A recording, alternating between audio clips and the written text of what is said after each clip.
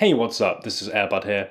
Bags are possibly one of the most important accessories, not only in techwear, but in fashion generally. So it makes sense, of course, to have something that's going to fit the bill, that's going to not only do all the utilitarian functions that you want it to, like carry all the stuff that you need, but also look pretty cool and appropriate whilst doing so. And of course, there's a lot of different ways that you can do that with the design, with the shape, with the overall aesthetic, but the material choice is another really important aesthetic and performance factor. Within techwear, there are quite a few examples of brands or specific models that use interesting materials over and above the canvas or nylon ripstop that you might find in your average product. So we're going to have a look at a couple of those. I've got a few examples here courtesy of Orbit Gear and Sacra. Thank you to both of those guys for sending me stuff to facilitate making this video, and I'll talk about a few other cool examples too. One of the most well-known interesting bag finishes is the silver foil that Acronym use in their third arm. It certainly does look very cool and interesting, and it's incredibly distinctive. You can spot one of these from a mile away.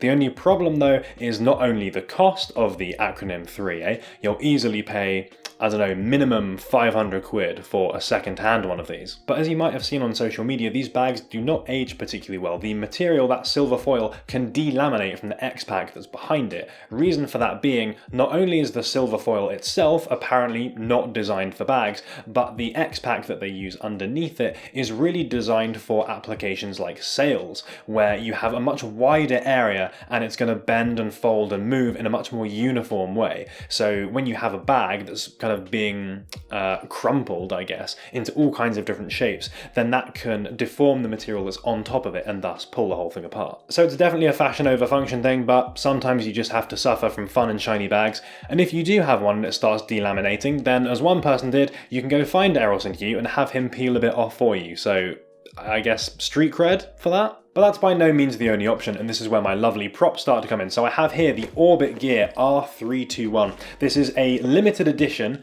black foil model of this bag, and as you can see, it's very futuristic, it's very shiny, it's reflecting the studio light that's back there quite a lot, so this makes it look much shinier, much more reflective than it does in real life, shall we say.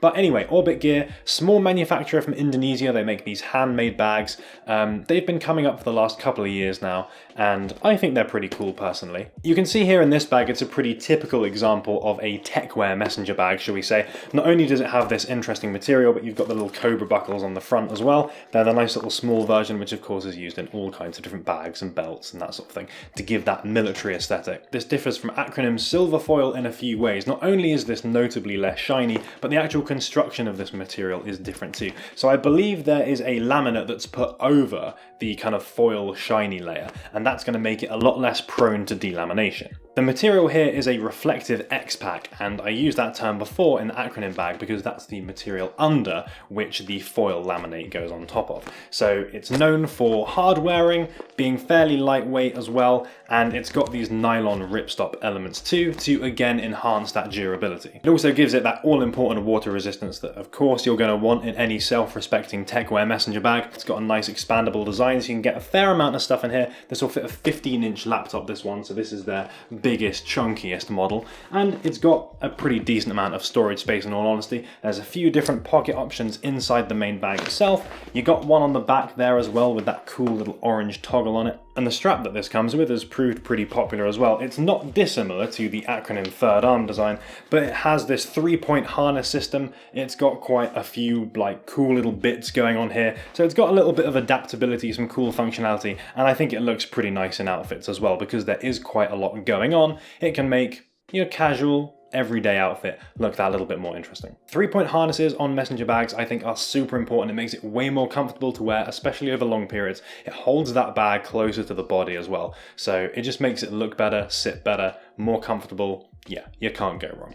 But I've got one more cool example to show off in terms of interesting different materials, and it is this little tiny baby here. This is from Sacra. They're a Belarusian bag maker. They tend to focus on the smaller things like this, and this little one I think is quite a nice example. It's got webbing on the front so you can attach little different bits. It came with this teeny mini bag, but you could take that off if you wanted. It's got 1 or 2 other compartments as well. It's fairly basic, to be honest, but it does the job. It does it at a not too expensive price.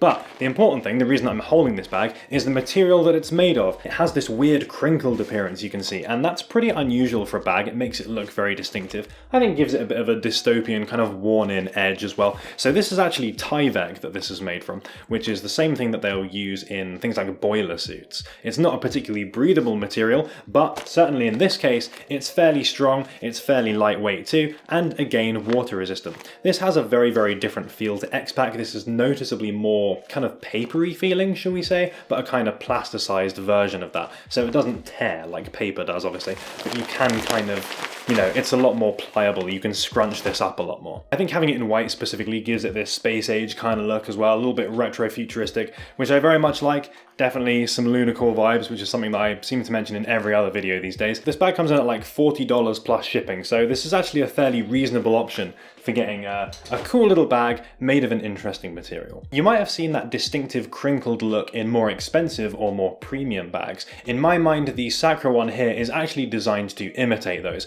whereas that was made from Tyvek, and those more high-end premium bags are made from something called Dyneema. It's a stronger and a lighter material than X-Pac, and that crinkled finish does develop and change over time, so it makes it quite a cool material for bag construction. The only problem, as you might have imagined, is the material cost of Dyneema being significantly higher than something like X-Pac, so you will only find it in those more expensive bags. A close equivalent to that Sacra bag, one that's going to illustrate my point quite effectively, is this one from Dispatch. Looks very, very similar, although is noticeably a more premium and more well-constructed, shall we say, option, but this one comes in at $170, so it's a fair bit more expensive. All of these examples are a little bit flashy to some extent. They're the kind of thing that are going to make people stop and take a second look, but there's one that really takes that to the next level, and you might have noticed a couple of brands that use this iridescent, pearlescent material. In indirect light, this material is actually pretty dull, but as soon as you shine a bit of light on it, that silver, purple, green reflectivity really comes to life, and if you use something like a camera flash, then that really takes it to the next level, and it just goes pure white,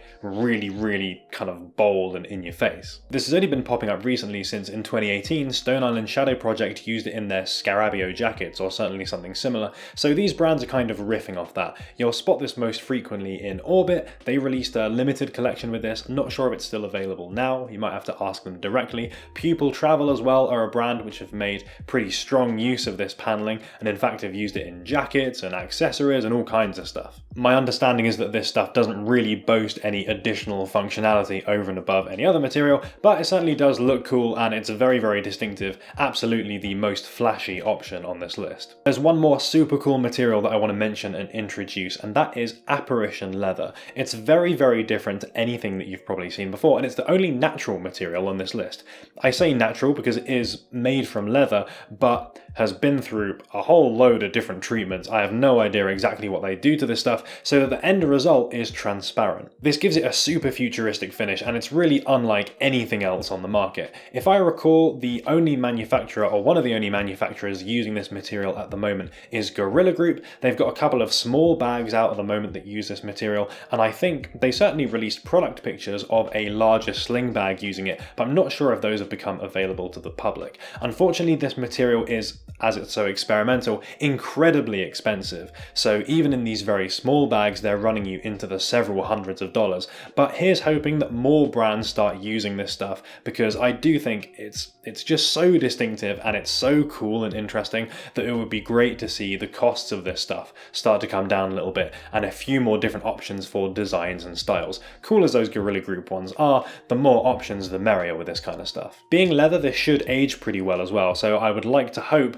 that a purchase of something like this is something that's gonna see you through many, many years. But if you happen to own anything that's made of Apparition Leather, then definitely make yourself known in the comments, because I'd really like to see what you think of it. Quite a few different options there. I feel like I went through some of the most interesting or the most unique examples, but of course there's loads of different ways that you can construct a bag and loads of different aesthetic touches that you can put on it. So if you think that there's some kind of material or some finish that I definitely should have included here but I didn't, then let me know in the comments, because I'm definitely going to check out some different brands and links and stuff. I'm always up for discovering some more cool cool stuff. And let me know down there in the comments as well which one of these is your favorite. I'm sure a lot of people are going to be a big fan of that Apparition Leather purely because of its exclusivity and its experimental nature. For me, I think the black foil on the Orbit bag is actually really cool because it has that futuristic element. It's a little bit different, but it's still, at the end of the day, a black bag, so it's going to remain fairly wearable, and I think you can make pretty good use out of it. And that is everything for now on cool different bag materials. If you enjoyed the video,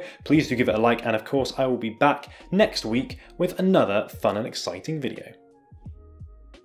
Apologies for there being no video last week. I was out on a work trip in Taiwan, but we're back. We're going to be better than ever because I've had a massive internet upgrade. So I've asked you guys what you want to see from some live content if you want me to do that. And turns out most of you guys are massive trolls and you just want to watch me stare into the camera for hours on end. But I've also got some other things in mind too. So keep an eye out for that because I think, yeah, doing some live techwear or fashion-based content is going to be really interesting. Thanks for making it all the way to the end of the video. If you want to catch some more, there's going to be links up there near the head, and if you haven't subscribed yet, but you want to be a cool technical dude, then why not hit the little button there? You can join the family. As I kind of mentioned before, this is pretty much like the biggest techwear community now that's out there. So I've got to say thanks to all you guys for being part of that. Thanks for leaving all your comments and all that sort of thing, and talking to me on these various platforms. And yeah, that's everything. See you next time.